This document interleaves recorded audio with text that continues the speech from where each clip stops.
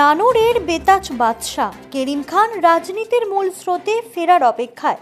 একসময় নানুরের রাজনৈতিক ময়দানে বেতাজ বাদশার মতো রাজত্ব করেছেন জেলা পরিষদের প্রাক্তন পূর্ত কর্মাধ্যক্ষ করিম খান। তৃণমূল কংগ্রেসের শক্ত ঘাঁটি হিসেবে পরিচিত এই অঞ্চলে করিম খানের দাপট ছিল চোখে পড়ার মতো।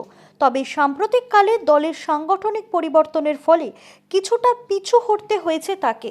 তবুও মনোবলে এতটুকু ভাটা পড়েনি করিম খানের। তিনি জানিয়েছেন, দল যদি ফের দায়িত্ব দেয় তাহলে আবার ঝাঁপিয়ে পড়বেন নানুরের রাজনৈতিক ময়দানে।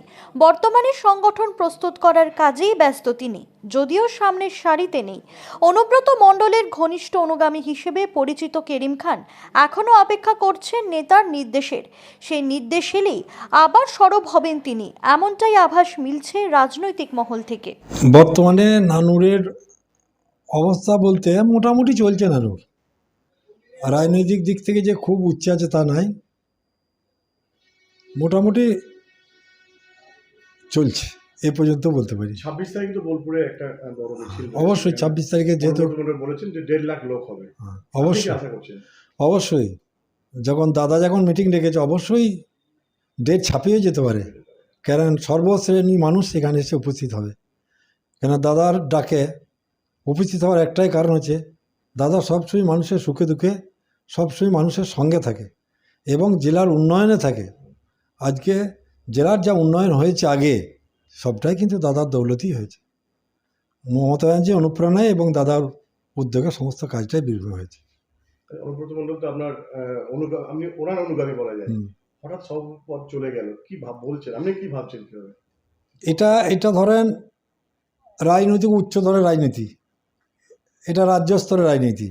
এ সম্বন্ধে আমার মন্তব্য করাটা ঠিক হবে না। 26-এর নির্বাচন নিয়ে কি ভাবছেন? সামনে বিধানসভা ভোট, সকলে একত্রিত হয়ে নির্বাচনটা হবে। আমরা চাইব যে 11টার মধ্যে 11টা সিট বীরভূম পাক। এবং ভূমিকা কি হবে সেখানে?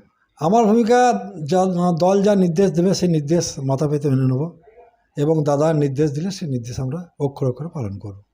এখন এই দল পরিচালনার ক্ষেত্রে কতটা দাদার কথা নিয়ে চলছেন? কোন কোন এলাকা দেখাশোনা? আমার এখন কোনো এলাকা নেই।